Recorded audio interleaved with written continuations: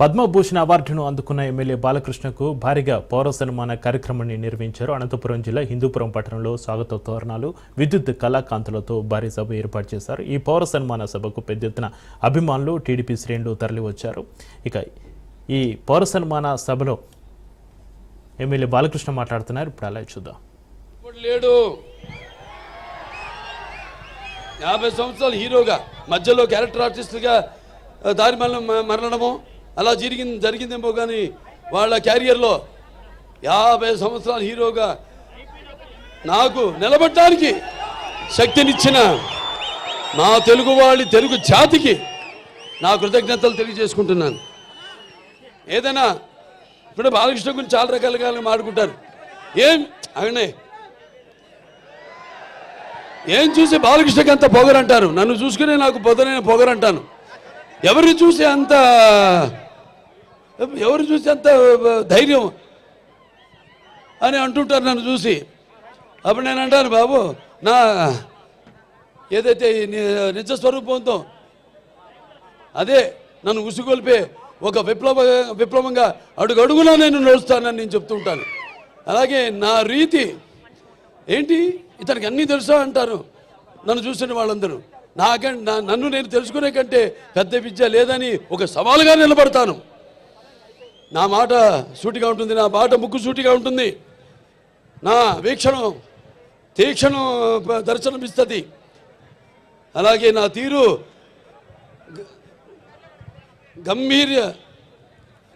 ఒక గాంభీర్య రూపంగా వెలుగుతూ ఉంటుంది. నన్ను మీరందరూ ఒక సినిమా నటుడుగానే కాదు నాకు తెలుసు. ఎందుకంటే నాలో ఉన్న ఒక మానవత్వం అయితేనేమి, నా వ్యక్తిత్వం అయితేనేమి, నాలో ఉన్న నీతి నిజాయితీ నిబద్ధత అయితేనేమి, లేకపోతే నాలో ఉన్న నిష్కల్మషం అయితేనేమి, వీటిలన్నిటితో ఇప్పుడే కాదు ఇంకా ముందు తరాలు కూడా నా అభిమానులు పుడుతూనే ఉంటారు. అంటే ఆత్మాభిమానమే నా చిరునామైనప్పుడు ఆత్మవిశ్వాసంతో నిలువెత్తుగా నేను నిలబడతానని మీ అందరికీ తెలియజేసుకుంటున్నాను. అదే మీరు హిందూపురం ప్రజలందరూ కూడా అవే చూపారు. మీరు కూడా ఆదరాభిమానాలు ఏదైతే నేను నాలో ఉన్న కోణాన్ని చెప్పాను, కోణాలన్నీ అలాగే మీరందరూ కూడా ఆ నీతి నిజాయితీ నిబద్ధత, ఆ నిష్కల్మషం, ఆ నా వ్యక్తిత్వాన్ని గౌరవించి ఆదరించి మీరందరూ కూడా మూడోసారి ఒక నటుడైనంత మాత్రాన ఎమ్మెల్యే అవ్వాలని లేదు. వరుసగా ఎంతోమంది వచ్చారు రాజకీయాల్లోకి, ఇవాళ నామరూపాలు లేకుండా పోయారు, అడ్రస్ లేకుండా పోయారు. కానీ ఇవాళ ఇక్కడ పనులు చేశాం కాబట్టి నన్ను గెలిపించారు. ఊరికేదో సినిమా యాక్టర్ లేకపోతే రామారావు అబ్బాయి అయినంత మాత్రాన పనులు చేయాలి. ఎంతో కొంత మనం సమాజానికి కూడా మన వంతు బాధ్యత ఉంది ప్రతి ఒక్కరి మీద.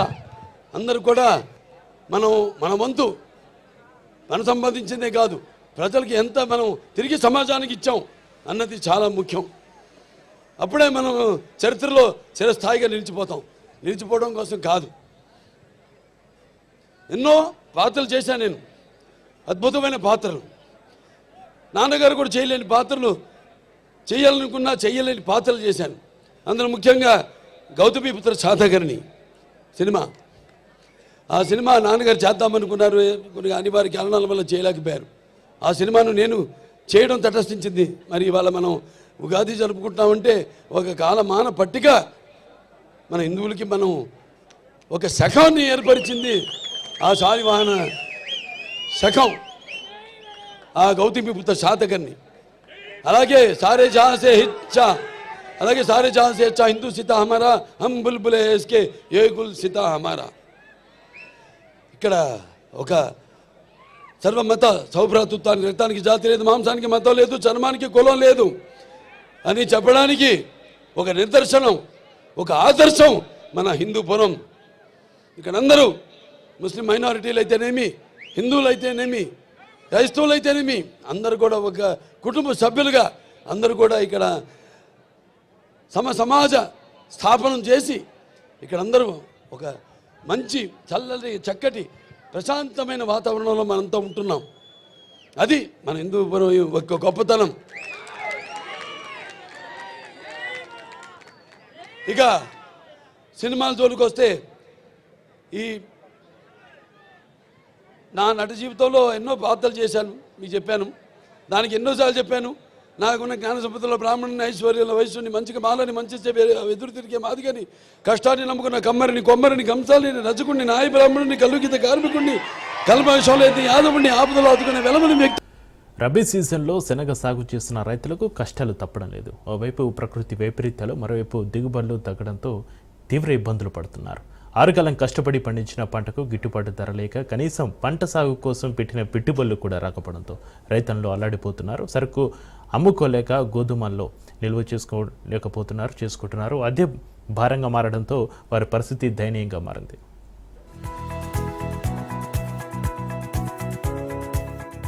ఉమ్మడి కర్నూలు జిల్లాలో శనగ రైతుల పరిస్థితి అధ్వానంగా మారింది. రబీ సీజన్లో 2,43,167 ఎకరాల్లో రైతులు శనగ సాగు చేశారు. సాధారణంగా జిల్లాలో 1,20,000 ఎకరాలు కాగా 1,15,000 ఎకరాల్లో సాగైంది. ఇక నంద్యాల జిల్లాలో సాధారణ సాగు విస్తీర్ణం 1,55,507 ఎకరాలుండగా 1,28,137 ఎకరాల్లో రైతులు శనగ పంట వేశారు. గతేడాది రబీ ప్రారంభంలో వర్షాలు బాగా కురిసి వాతావరణం అనుకూలించడంతో రైతులు పెద్ద ఎత్తున శనగ సాగు చేశారు. ఎకరాకు 9 నుంచి 10 క్వింటాల దిగుబడి వస్తుందని ఆశించారు. వాతావరణంలో మార్పులతో పాటు డిసెంబర్లో తుఫాను ప్రభావంతో పూత రాలిపోయి ఎర్ర తెగులు ఆశించింది. ఫలితంగా ఎకరాకు 5 నుంచి 7 క్వింటాళ్లకు మాత్రమే పరిమితమైంది. ఎన్ని క్వింటాలు రావాలా, ఎన్ని క్వింటాలు వచ్చింది? మాకు ఎకరాకి బాగా వర్షాలు కాలం మంచిసేటువంటి 8-9 క్వింటాల వరకు వస్తాయి. మాకు 3.5 క్వింటాల్ 4 క్వింటాల వరకు వచ్చినాయి. 2.5 క్వింటాల్ వచ్చిన వాళ్ళు ఉన్నారు. కానీ నా వరకు అయితే 4 క్వింటాల వరకు వచ్చింది. అయినా నాకు ఎకరాకి 3,000-3,500 లాస్ అయితే వచ్చింది. ఎన్ని ఎకరాలు సాగు చేసినారు? నేను 8 ఎకరాలు సాగు చేసినాను. 8 ఎకరాలు అంటే 3 ఎకరాలు వేరే వాము వేసుకున్నాను, 5 ఎకరాలు శనగ వేసినాను. 30,000 నష్టమే మీకు? 30,000 నష్టం.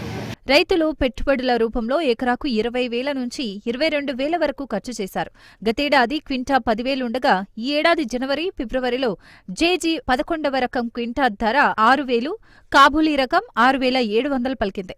ప్రస్తుతం ధరలు అమాంతం తగ్గిపోయి జేజీ 11వ రకం క్వింటా 5,000, కాబూలీ రకం క్వింటా 6,200 మాత్రమే ఉండటంతో రైతులు దిక్కుతోచని పరిస్థితుల్లో పడ్డారు.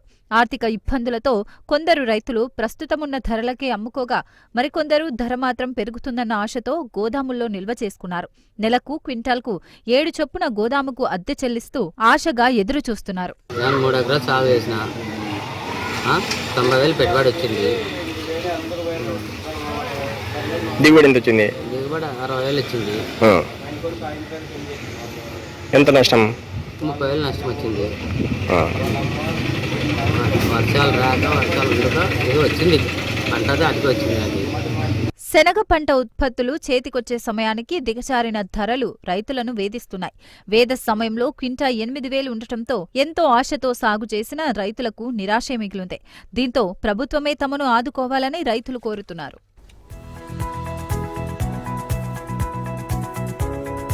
తెలంగాణ రాష్ట్రంలో గ్రామాలు, పట్టణాలు, నగరాలు పచ్చగా ఉండేందుకు ఆహ్లాదకర వాతావరణం అంతటా విస్తరించేలా మొక్కల పెంపకం కార్యక్రమం సత్ఫలితాలను ఇస్తుంది. ఖమ్మం నగరంలో రానున్న రోజుల్లో మొక్కలను పెంచేందుకు కార్పొరేషన్ అధికారులు ప్రత్యేక చర్యలు తీసుకుంటున్నారు. రహదారుల వెంట పచ్చదనం పెంచేందుకు ముందుగానే యాక్షన్ ప్లాన్ సిద్ధం చేస్తున్నారు. HMDA నుంచి 1,00,000 మొక్కలను ఉచితంగా అందిస్తూ ఉండగా కార్పొరేషన్ పరిధిలో ప్రత్యేక నర్సరీలో మరో 1,00,000 మొక్కలను పెంచుతున్నారు. రాబోయే వర్షాకాలం మొదట్లో ఈ మొక్కను పెంచేందుకు అధికారులు యాక్షన్ ప్లాన్ సిద్ధం చేస్తున్నారు. ఇక దీనికి సంబంధించి మరింత సమాచారాన్ని మా ప్రతినిధి ఉపేందర్ అందిస్తారు. రాబోయే వర్షాకాలాన్ని దృష్టిలో పెట్టుకుని నగరపాలక సంస్థ కూడా ప్రత్యేకంగా రెవెన్యూ ప్లాంటేషన్కి అయితే సిద్ధమవుతున్న పరిస్థితి కనిపిస్తుంది. జిల్లా వ్యాప్తంగా ఇప్పటికే అటు HMDA నుంచి కూడా 1,00,000 మొక్కలతో పాటు ఇక్కడే సొంతగా నర్సరీని ఏర్పాటు చేసి కూడా మొక్కలను కూడా పెంచుతున్న పరిస్థితి కనిపిస్తుంది. దీనికి సంబంధించి మనతో మాట్లాడడానికి హార్టికల్చర్ ఆఫీసర్ మనతో ఉన్నారు. వారిని అడిగి ఎటువంటి అవెన్యూషన్ ప్లాంటేషన్ చేస్తారు, ఎటువంటి జాగ్రత్తలు తీసుకున్నారనే విషయాన్ని వారి మాటలో అడిగి తెలుసుకుందాం. చెప్పండి మేడం, ప్రధానంగా ఇప్పటికే జిల్లాకు సంబంధించి అంటే మొత్తం కూడా నగరంలో కూడా రెవెన్యూ ప్లాంటేషన్ కోసం కూడా ప్రత్యేకంగా కార్యాచరణ రేపు ఏర్పాటు చేశారు. ఎటువంటి చర్యలు తీసుకోబోతున్నారు? ఇప్పుడు టోటల్ గా వచ్చేసండి ఖమ్మం సిటీ మొత్తం కూడా గ్రీనరీ చేయాలి అని చెప్పేసి మేయర్ గారు ప్లస్ మన కమిషనర్ సారు వాళ్ళు ఇద్దరు కూడా దీనిని చేయాలని నిర్దేశించారండి. టోటల్ ఖమ్మం సిటీని గ్రీన్ సిటీగా మార్చాలన్నారు. దానికోసం వచ్చేసి మొత్తం 1,50,000 మొక్కల్ని వచ్చేసి మనం ఎవెన్యూ ప్లాంటేషన్ చేయడానికి ప్లాన్ చేశామండి. వాటికి సంబంధించి కమిషనర్ సారు హెచ్ఎండి డైరెక్టర్ తో మాట్లాడేసి మనకి 1,50,000 మొక్కలు కూడా మనకి సప్లై చేయడానికి అనుమతి వచ్చేలా చేశారండి. సో టోటల్ మనకి 1,50,000 మొక్కలు వచ్చేసి హెచ్ఎండిఏ నుంచి వస్తాయండి. దానికి సంబంధించి ప్రతి డివిజన్ వారీగా కూడా మనం ఏ మొక్కలు ఎక్కడెక్కడ పెట్టాలి, అదేవిధంగా కరెంటు తీగలు ఉంటే ఎలాంటి మొక్కలు పెట్టాలి, కరెంటు తీగలు లేని చోట ఎట్లాంటి మొక్కలు పెట్టాలి అని చెప్పేసి ప్రతి డివిజన్ వారీగా కూడా మనం ప్రణాళిక సిద్ధం చేస్తున్నామండి. ఆ విధంగా జూన్ మొదటి వారంలో ముందుకు వెళ్తామండి. ప్రధానంగా ఇప్పటికే సొంత నర్సరీని కూడా ఏర్పాటు చేశారు. అక్కడ ఎటువంటి ప్లాంటేషన్స్ అంటే ఎటువంటి మొక్కల్ని పెంచుతున్నారు? అంటే మనకి ఖమ్మం మున్సిపల్ కార్పొరేషన్ కి ఇంతవరకు సొంత నర్సరీ లేదండి. దానికి సంబంధించి మొన్న కమిషనర్ గారి చొరవతోటి కలెక్టర్ గారు మనకి ఇక్కడ ఒక ల్యాండ్ ని 1 acre ల్యాండ్ ని అలొకేట్ చేయడం జరిగిందండి. దానికి సంబంధించి డెవలప్మెంట్ పని జరుగుతుంది. అంతవరకు మనము మీన్ వైల్ ఏం చేసామంటే డిస్ట్రిబ్యూషన్ కి సంబంధించి కమిషనర్ గారు ఒక 1 lakh మొక్కల్ని వచ్చేసి డిస్ట్రిబ్యూషన్ పర్పస్ లో రైజ్ చేయమని చెప్పడం జరిగిందండి. వాటికి సంబంధించి డిస్ట్రిబ్యూషన్ పర్పస్ లో ఇంటింటికి మొక్కలు ఇచ్చే ఉద్దేశంతో 1,00,000 మొక్కల్ని మనం పెంచడం జరిగింది. ప్రధానంగా చూసుకుంటే ఇప్పటికే ఖమ్మం నగరానికి సంబంధించి ఎంత రేడియేషన్ లో కూడా మీ పరిధిని అంటే మొక్కలు నాటదలుచుకున్నారు? ఇప్పటికే నాటిన మొక్కల్ని ఏ విధంగా సంరక్షణ చేయదలుచుకోబోతున్నారు? ఇప్పుడు ఖమ్మం పరిధిలో వచ్చేసి 36 కిలోమీటర్లు డివైడర్ ఉందండి. డివైడర్ లో మెయిన్ గా పూల మొక్కలు వేసాము. అదే విధంగా పెద్ద మొక్కలు వచ్చేసి మహాగని, పొగడ మొక్కలు వేయడం జరిగిందండి. వాటన్నిటిని కూడా ప్రస్తుతానికైతే మనం కార్పొరేషన్ పరిధిలో ఉన్నటువంటి వాటర్ ట్యాంకర్స్ తో వాటరింగ్ చేయడం జరుగుతుంది. అదేవిధంగా ఎవెన్యూ ప్లాంటేషన్ కూడా జూన్ మొదటి వారంలో వేసిన తర్వాత ఒక 3 months మనకు ఆటోమేటిక్ గా రెయిన్ సీజన్ వస్తుంది కాబట్టి ఆ తర్వాత అవైలబుల్ వాటర్ ట్యాంకర్స్ ని బట్టి మనము వాటరింగ్ చేయడం జరుగుతుంది. ప్రధానంగా ఇప్పుడు ఈ మొక్కల సంరక్షణ కోసం మీ పరిధి నుంచి ఎంతమంది సిబ్బంది పనిలో నిమగ్నమయ్యారు? వారికి ఎటువంటి సౌకర్యాలు ఏర్పాటు చేశారు? మనకి గార్డెన్ సెక్షన్ కి వచ్చేసండి 60 members ఆల్రెడీ వర్కర్స్ ఉన్నారండి. 60 మంది కూడా డిఫరెంట్ పార్క్స్ లో ప్లస్ అదే విధంగా వాక్ వేస్ లలో పనిచేయడం జరుగుతుందండి. వాళ్ళందరికీ కూడా డైలీ వేజెస్ అవుట్ సోర్సింగ్ కింద పనిచేస్తున్నారండి. వాళ్ళందరూ కూడా వర్క్ మంచిగానే చేస్తారు. ప్రధానంగా చూసుకుంటే ఖమ్మం నగరంలో అంటే రాబోయే సీజన్ కల్లా కూడా ప్రత్యేకంగా నర్సరీని ఏర్పాటు చేసి ఇక్కడ పచ్చదనంతో కూడా పరివడిల్లే విధంగా కూడా నగరాన్ని తీర్చిదిద్దేకైతే ప్రణాళిక రూపొందించారు. ఇప్పటికే అటు హెచ్ఎండిఏ నుంచి కూడా 1,00,000 మొక్కలతో పాటు సొంత నర్సరీని ఏర్పాటు చేసుకుని కూడా మరో 1,00,000 మొక్కలను కూడా ఇక్కడ నగర ప్రజలకు అందించే విధంగా కూడా అధికారులు ఏర్పాటు చేసిన పరిస్థితి జిల్లాలో కనిపిస్తుంది. ప్రధానంగా రాబోయే సీజనే ప్రధాన లక్ష్యంగా కూడా వీరంతా ఇప్పటికే యాక్షన్ ప్లాన్ అయితే ముందుకైతే సాగుతున్న పరిస్థితి జిల్లాలో కనిపిస్తుంది. ఇది ఇక్కడ తాజా పరిస్థితి. కెమెరా పర్సన్ తో ఉపేందర్, రాజ్ న్యూస్, ఖమ్మం.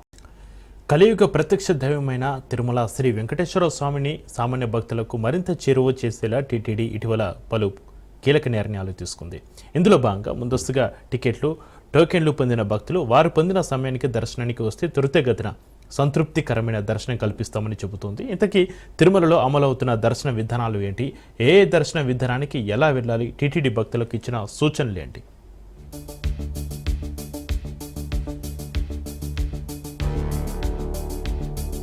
కలియుగ ప్రత్యక్ష దైవం శ్రీ వెంకటేశ్వరుని దర్శనార్థం తిరుమలకు వచ్చే భక్తుల సంఖ్య ప్రతి ఏడాది పెరుగుతూ వస్తుంది. 2 కోట్ల మేర ప్రతి ఏడాది భక్తులు స్వామివారి సేవలో తరించి మొక్కులు తీర్చుకుంటున్నారు.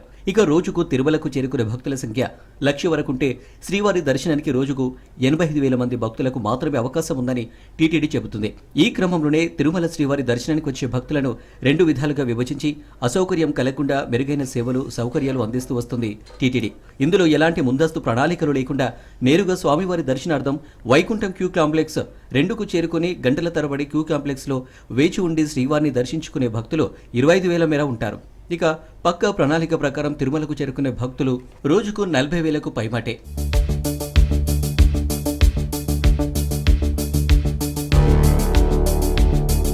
శ్రీవారి దర్శన టోకెన్లు, టికెట్లు కలిగిన భక్తులు నిర్దేశిత సమయంలోనే దర్శన క్యూలైన్లోకి ప్రవేశించాలని టీటీడీ పదే విజ్ఞప్తి చేస్తూ వస్తుంది. సర్వదర్శనం, ప్రత్యేక ప్రవేశ దర్శనం, స్లాటెడ్ సర్వదర్శనం టోకెన్లను కలిగిన భక్తులకు ప్రణాళికబద్ధంగా టీటీడీ దర్శన భాగ్యం కల్పిస్తూ వస్తుంది. టైం స్లాట్, ప్రత్యేక ప్రవేశ దర్శనం కలిగిన భక్తులకు 2 నుంచి 4 గంటలలోపు శ్రీవారి దర్శన భాగ్యం అయ్యేలా ప్రణాళికలు సిద్ధం చేసింది టీటీడీ.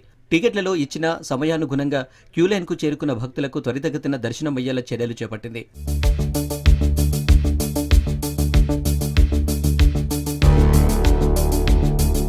అయితే కొందరు భక్తులు మాత్రం ఇచ్చిన సమయం కన్నా 2 నుంచి 3 గంటల ముందే క్యూలైన్కు చేరుకుంటున్నారు. దీంతో స్లాట్ సమయంలో వచ్చిన భక్తులతో పాటుగా సమయం కంటే ముందుగా వచ్చిన భక్తులు ఇబ్బందులు ఎదుర్కోవాల్సి వస్తుంది. టికెట్ల తనిఖీ సమయంలో టికెట్లు స్కానింగ్ కాకపోవడంతో పాటుగా వెనుక వచ్చే భక్తులకు మరింత సమయాన్ని హరించి వేస్తుంది.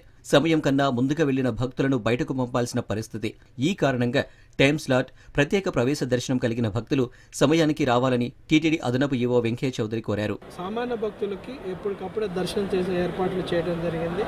అన్ని విభాగాలు కూడా చాలా పకడ్బందీగా అలర్ట్గా పిలిగ్రిమ్ సేవలో పూర్తి స్థాయిలో నిమగ్నమై ఉన్నాయని చెప్పడం జరుగుతుంది. సో ఈ సందర్భంలో చిన్న ఏమైనా ఇష్యూస్ ఉన్నా కూడా ఎప్పటికప్పుడే పరిష్కరించుకుంటూ ముందుకు వెళ్తాము. చాలా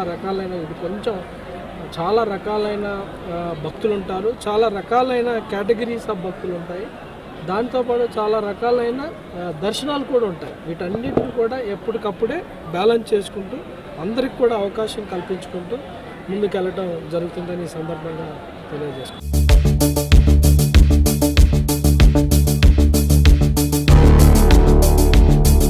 తిరుమల ప్రపంచ ప్రఖ్యాతిగాంచిన హిందూ ధార్మిక క్షేత్రం. 7 కొండలపై కొలువుదీరిన అఖిలాండ కోటి బ్రహ్మాండ నాయకుడి దర్శనానికి కోట్ల మంది భక్తులు తపిస్తుంటారు. ఇష్ట దైవాన్ని కనులారా వీక్షించి తన్మయత్వంతో దివ్యానుభూతిని మూటగట్టుకుంటారు. దీంతో భక్తులందరికీ శ్రీ విష్ణు దర్శనం జరిగేలా చూడాలని, సమయానికి భక్తులు క్యూలైన్లోకి రావాలని కోరుతుంది టీటీడీ.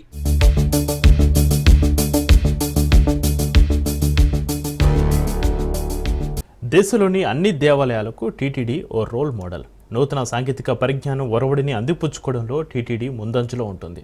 ఇంత ప్రాధాన్యత ఉన్నప్పటికీ టీటీడీకి ఒక అంశం మాత్రం పెద్ద సమస్యగా మారిందనే చెప్పాలి. గుట్టలుగా పేరుకుపోయిన ఆ వస్తువులను తరలించడానికి టీటీడీ పడుతున్న ఇబ్బందులు అనేకం. ఆ సమస్యకు పరిష్కారం తెచ్చే విధంగా టీటీడీ ఓ నూతన టెక్నాలజీ అందుబాటులోకి తెచ్చింది. ఇంతకు ఆ సమస్య ఏంటి, ఎలాంటి నిర్ణయంతో సమస్యకు చెక్ పెట్టిందో ఒకసారి చూద్దాం.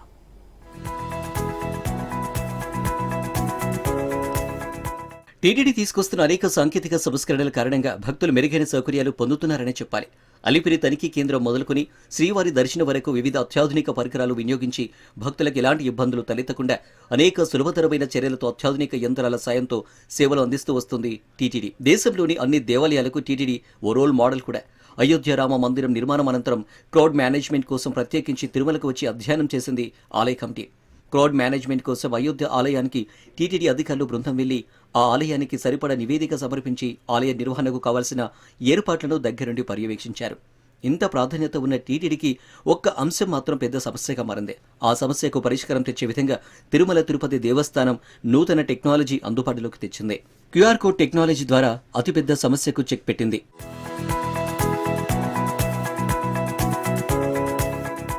నిత్యం వేల సంఖ్యలో శ్రీవారి దర్శనార్థం వచ్చే భక్త జనులతో తిరుమల ఎప్పుడు నిండిపోయి ఉంటుంది. దేవతలే శిలలైన ఈ కొండపై కొందరు భక్తులు పాదరక్షలతో నడవరు. అయితే కొంతమంది భక్తులు పాదరక్షలు ధరించి తిరుమలలో తిరుగుతూ ఆధ్యాత్మిక క్షేత్ర ప్రకృతి అందాలను ఆస్వాదిస్తున్నారు. తిరుమలలో పాదరక్షలు ధరించి సంచరించకుండా ఉండాల్సిన ప్రాంతాలు అనేకమున్నాయి. ఆలయ మాడవీధులు, అన్నదాన కేంద్రం, కళ్యాణకట్ట, లడ్డు కౌంటర్లో పాదరక్షలు ధరించి వెళ్లడం నిషేధం. దీంతో టీటీడీ తిరుమలలోని పలు రద్దీ ప్రాంతాల్లో పాదరక్షలను భద్రపరిచే కౌంటర్లను ఏర్పాటు చేసింది. శ్రీవారి ఆలయమందు ఉన్న రాంబాగీచ అతిథి గృహం, అన్నదానం, ఏటీసీ సర్కిల్, కళ్యాణకట్టతో పాటు మరికొన్ని ప్రాంతాల్లో పాదరక్షలను భద్రపరిచే కౌంటర్లు ఉన్నాయి. తిరుమలలోని అనేక ప్రాంతాల్లో పాదరక్షలు భద్రపరిచే కౌంటర్లు ఉన్నా అనేక ప్రదేశాల్లో భక్తులు విడిచిపెట్టిన పాదరక్షలు కుప్పలు తెప్పలుగా పేరుకుపోయి ఉంటాయి. అయితే పాదరక్షలను భద్రపరిచే కేంద్రంను కనుక్కోవడం మాత్రం అసాధ్యం. ఇలాంటి పరిస్థితుల నుంచి భక్తులను బయటపడేసేందుకు టీటీడీ ఈ నూతన విధానాలను అమలు చేస్తూ వస్తుంది.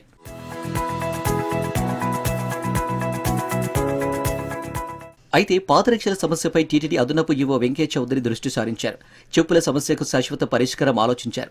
టీటీడీ ఉచిత లగేజీ కౌంటర్లో వినియోగిస్తున్న RFID సిస్టమ్ను పాదరక్షలను భద్రపరిచే కౌంటర్లలో అమలు చేయాలని, అందుకు అనుగుణంగా ప్రణాళికలు సిద్ధం చేయాలని అధికారులకు ఆదేశాలు జారీ చేశారు. ట్రయల్ రన్ విధానంలో ఈ RFID సిస్టమ్ను ఏటీసీ సర్కిల్లో ఒక కౌంటర్ ఏర్పాటు చేశారు. కౌంటర్ మెకానిజంను అధికారులతో కలిసి వెంకయ్య చౌదరి పరిశీలించారు. భక్తుల పాదరక్షలు వదిలి వెళ్లేటప్పుడు వారి ఫోటోతో పాటు మొబైల్ నెంబర్ ఫీడ్ చేసి స్లిప్ను అందజేస్తున్నారు. పాదరక్షలను RFID ఉన్న బ్యాగ్లో వేసి ర్యాక్ నెంబర్ ఆధారంగా స్కాన్ చేసి భద్రపరుస్తారు. భక్తులు దర్శనం అయ్యాక తిరిగి వచ్చి స్లిప్ చూపిస్తే స్కాన్ చేసి కౌంటర్లో ఏ వరుసలో ఏ ర్యాక్లో ఆ నంబరు గల చెప్పులు ఉన్నాయో ఈజీగా గుర్తించి భక్తులకు తిరిగి అందిస్తున్నారు సిబ్బంది. 98% మంది భక్తులు తమ చెప్పులను తిరిగి తీసుకువెళ్తున్నామని చెప్పారు. మొత్తానికి టీటీడీ అమలు చేసిన క్యూఆర్ కోడ్ విధానం సక్సెస్ అయింది. ఈ నూతన విధానం విజయవంతంగా అమలు కావడంతో మరో 4 ప్రాంతాలలో ఇదే తరహాలో చెప్పుల కౌంటర్లను ఏర్పాటు చేశారు.